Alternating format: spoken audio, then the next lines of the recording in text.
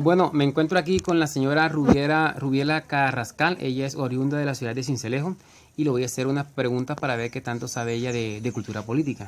Bueno, Rubiela, ¿qué diferencias y similitudes encuentras entre la relación de Estado, nación y gobierno? No, no tengo idea. Bueno, la segunda pregunta, ¿qué diferencias, similitudes y relaciones hay entre participación política y democracia? Bueno, democracia es la opinión que uno da según la persona que uno cree que vale la pena votar por ella. Bueno, ok. ¿Cómo defines la política? ¿Cuál es la diferencia entre la política y lo político? Pues la política se basa sobre todo es con el voto, que es el que mueve la corriente del que uno cree que es la persona correcta. Ok. ¿Qué elementos componen la cultura política? El voto es el que mueve todo. Oh, bien, bien. ¿Qué elementos involucran al ser ciudadano y cómo definirías los derechos y deberes del ciudadano? Los deberes, no sé. Bueno, Rubiela, le agradezco por darnos sus sinceras respuestas frente al tema. Muchísimas gracias. De nada.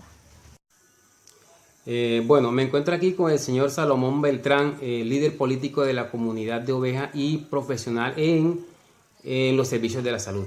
Bueno, señor Salomón, ¿qué diferencias, similitudes y relaciones hay entre el Estado, nación y gobierno? A ver, Jorge, se diría de que el Estado es la representación jurídica ante los demás estados. Y la nación son todo aquel cúmulo de personas que conforman la nación, los cuales deben estar ejercidos o deben estar ligados a través de unas normas y unas leyes que les pide el gobierno nacional. ¿Sí? Entonces, esas leyes deben ser cumplidas por las naciones para que éstas sean también como referente a nivel internacional. Ok, listo. Bueno, ¿qué diferencias, similitudes y relaciones hay entre participación política y democracia? Bueno, la democracia podemos decirla que es el derecho, ¿sí?, de participar en política. Y la participación en política, valga la redundancia, podemos decirla de que es que todo ciudadano, a través de, ya sea de los consejos, de las alcaldías o de las gobernaciones, de diputados, pueden ser elegidos. Eso lo podemos decir como es la participación en política de las personas. Ok, listo. Bueno, ¿cómo define usted política? ¿Cuál es la diferencia entre la política y lo político? Bueno, la política se podría llamar, Jorge, como la construcción de pueblos, ¿sí?, que es la que busca un beneficio común y un bienestar para las comunidades. Entonces, la política y lo político está estrechamente relacionado. Y lo político lo podemos decir como que es el mecanismo que tú utilizas, ¿sí?, para llegar al poder. Hay una frase que podemos decirle que me hace mucho llamar la atención, que es el príncipe de Maquiavel. Que a veces que muchos políticos utilizan para llegar al poder, ya sea con la compra de votos, ¿sí?, y ejerciendo presión ante los demás ciudadanos para poder llegar a esa política. Ok. ¿Qué elementos componen la cultura política?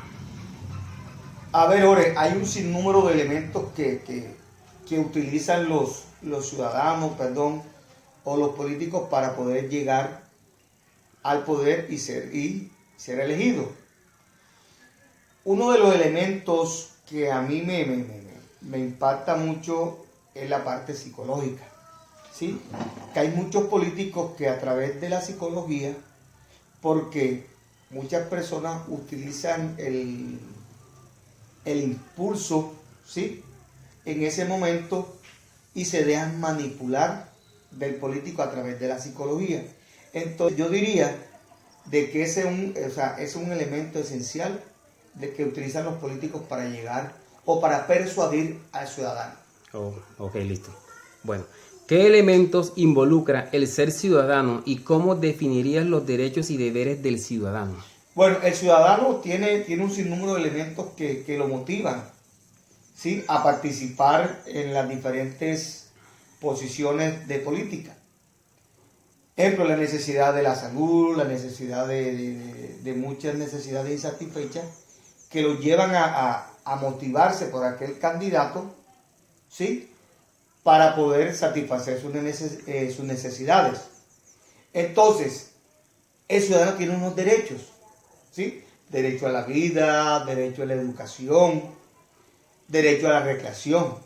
Y también tiene unos deberes: respeto por el medio ambiente, respetar a los niños en la primera infancia, en fin. Pero más de unos derechos y unos deberes también deben estar ligados más bien buscar el bien común de las demás personas. Bueno, señor Salomón, muchísimas gracias por la respuesta a estas inquietudes. De nuevo, muchísimas gracias. A ti, Jorge, y esperemos de que esto sirva de mucho para el crecimiento profesional de tu carrera. Bueno, muchísimas gracias.